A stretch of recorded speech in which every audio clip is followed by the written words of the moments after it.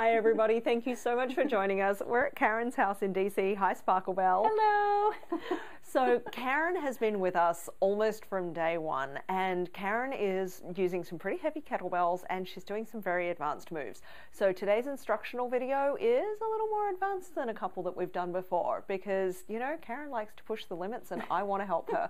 So here we go. We're going to start with a swing, clean, swing, snatch. Okay. So what makes that more advanced than just doing swing, clean together or swing, snatch together is that you're combining a couple of different complicated moves in one sequence. So it's harder neurologically and it's harder for your body to figure out, you know, how to coordinate two quite different movements. Okay, so your dominant hand is your right? Yes. Okay, start on your right hand.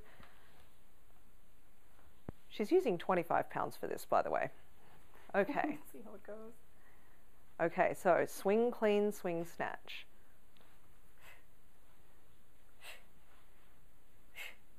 Super. Whoops. I threw her off with praise. You did.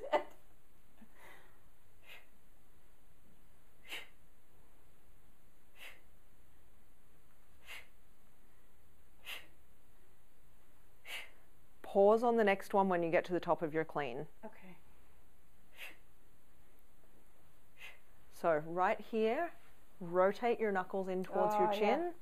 And that's right. See how you moved your hand in until it was touching your chest? That's the only change I want to make there. These are amazing. Okay, swing, snatch, and pause at the top of the snatch, please. Great. Oh, you fixed it. A couple of times your wrist started to kind of bend back a little bit. And I do want to see that elbow locked straight as well. Okay, good. Switching sides.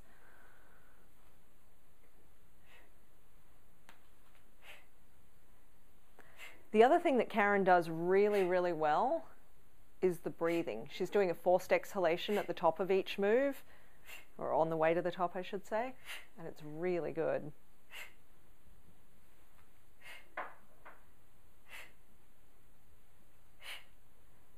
The other thing that I can see is that the muscles of her upper back and the back of her shoulder are working really well to stabilize when she's at the top of that snatch.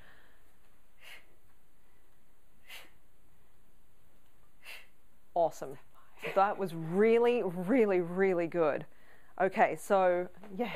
And the thing was too that I really liked was as soon as I corrected on your right hand with just that tiny little change, you picked it straight up on your left. So you're doing really, really well. This is amazing. Okay, so we're going to do some one-leg deadlifts because I know you wanted me to check and see how this was going. So choose your weight. You've got a couple of choices. Okay, so give me 5 and let me see them. Okay, so a one-leg deadlift. So remember everyone at home when you're doing these, you plant your foot. You actually want your whole foot to feel like it's planted, stuck, crazy glued to the floor. But not literally, of course. Okay. Oh my gosh, all of a sudden I can't remember. I know, mental block. It's just because the camera's on you. Normally we lift the foot on the side of the kettlebell. Right. Yeah, exactly.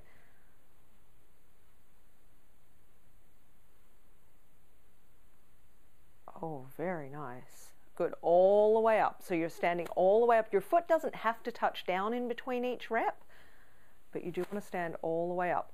The other thing that I'm looking for is for your shoulders to stay squared to the floor. But what I really love is how flat your back is. So what's happening just a little bit, and I'm going to have you turn 90 degrees that way so that everyone can see this. As you are coming down, you're reaching just a little bit. I want you to use these muscles, the same ones that you can feel at the top of that snatch. Use those to stabilize, to keep your shoulder pulled back in the socket. Give me 2 more. So pull back into the socket. Yes, exactly. I hope everyone could see that because that was perfect correction. Just move that one that's behind you. 1 more. Pull back into the socket. Exactly.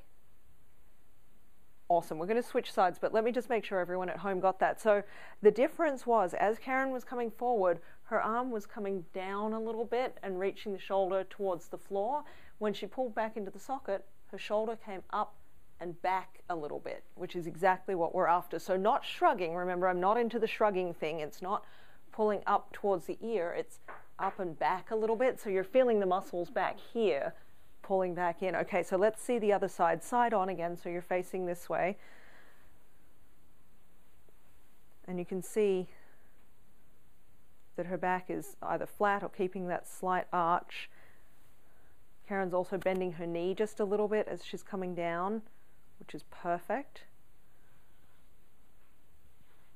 Okay, keep going. Pull back into the socket a little. Yep. It's a very subtle movement, that pulling back. It's very small. Now I can also see, and again, hopefully the camera picks up, Karen's engaging her abdominal muscles quite significantly. As she's leaning forward, you can see right here that she's stabilizing using her core. Was that 4 or 5? Give me one more. I don't remember. One day LiveFit will have someone employed to count.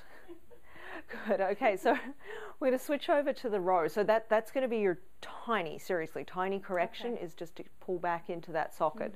Okay, so show me your single leg row. And again, side on so that everyone at home can see. This way.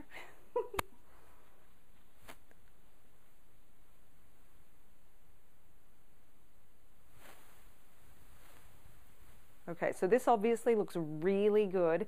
Karen has made it even more difficult by placing her hand palm up on her low back there. That's harder than reaching your arm out to the side. I'm really impressed. Good, switching sides. So if your arm is out to the side and you need to make it harder, just onto your low back like that with your palm facing up is great. You almost look like you could lean forward a few more degrees. There you go. Feel how much harder that is? It is.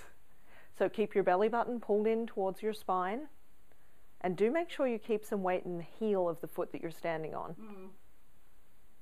Good. Switch back to the first side with those few extra degrees. Where I want you aiming for, I mean, obviously you're getting very advanced with this. I want you to aim for all the way down. So you started about here, that's good. Then you went to here. I want to see you aiming to be down here somewhere. So you're very nearly horizontal. Okay. Now for anyone at home watching this, this is really advanced stuff. If you're new with us, this is not your first few weeks. This is after months of hard work. Wow. Isn't that so much harder? Oh. You can see Karen's leg moving around so much more. Don't let your shoulder drop forward. You're not reaching the kettlebell towards the ground. You're keeping this shoulder up. Give me one more. Let me see that from here. Phenomenal. Switch sides. Check this woman out. Okay, keep going forward. There. Shoulders squared so you're not dropping your shoulder forward.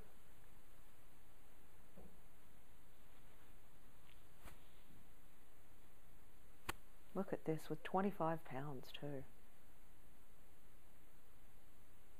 Fantastic. That was it. Okay, so the more of them you did, you came up just a few degrees maybe, just because it's so much more difficult. So yes, exactly. So when you're doing these from now on, you're going to start all the way in your forward position and try to stay there. And as you get stronger and, you know, figure this out with your body, you'll be able to stay there. Awesome. So it's not points deducted for coming up a little bit, but you're going to work against it. Okay. Now, the last thing we talked about was doing your overhead press. Yes. And for anyone that doesn't know, you've had a surgery and you're actually missing some muscle and tendons in the neck and there. Whatever, Exactly. So Karen's mechanics might be a little bit different, and I do want to make clear to everybody that after a major surgery, especially if you're missing some muscle or something like that, Karen got full permission from her doctors to do this. So, you know, if you've had something major like that go on, please talk to them first. Don't just try this. So, but with their full permission and blessing, show me your overhead press. Okay. Can I show you with this one first? Yes. Okay. Okay, so that's perfect start position. You're in rack there. Press up. Bring it back down. Okay. What I didn't like about it, I thought your range was good. All of that stuff was fine. But what I don't like to see, especially when you're using a heavier kettlebell, is you started in this beautiful rack position and then you brought it out and then you went up. And that's the part that concerns me, because anytime you're out here somewhere with a kettlebell, with the weight of the kettlebell, especially a big one like that, pulling back like that, you're putting a lot of stress on your rotator cuff. So different people teach this different ways. This is my personal opinion, but I really believe in the correctness of this, that if you're here and you're pressing heavy, you want to go straight up. So you're not rotating your arm out first and then pressing from here, which is traditional with dumbbells and things like that. And that's fine when the weight's distributed differently. But with a kettlebell, it's a whole lot safer to start here and press up. And you still end up in a slightly externally rotated position, but not until you're up there. Okay.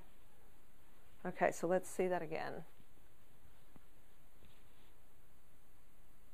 So you're still doing it a little bit, because you've obviously done dozens of these. It's okay not to correct it on the very first rep though. That's normal.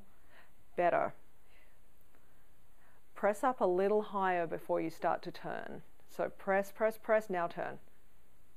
Good. Feel the difference there? Yes. It's actually harder. It's harder. Good stuff. Oh, must be right. 2 more. I really love your wrist positioning. Okay, you turned a little early that time. You felt it. Yep. This is where we need the shock collar. Don't kick me. I will not kick you for this. Okay, last one. Okay, that was much better. Good. I can see how hard you're working. Good. Yeah. Switch sides.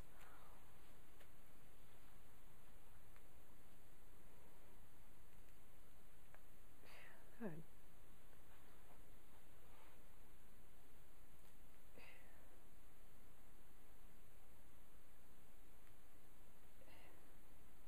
You got 2 more in you? Oh yeah.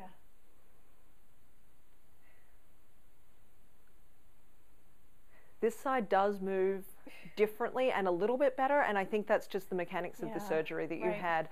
But I am so proud of you. Is she doing awesome or what? That was amazing. Honestly, really, well done. Thanks, Alysia. Thanks, everybody. Woohoo!